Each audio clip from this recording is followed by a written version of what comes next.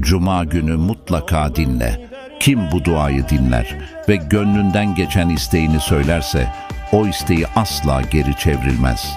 Adamın biri dedi ki, ey Allah'ın Resulü, hiç dua edilip de reddolunmayan, geri çevrilmeyen bir dua var mıdır? Resulullah sallallahu aleyhi ve sellem de, evet diyerek bu duayı öğretti.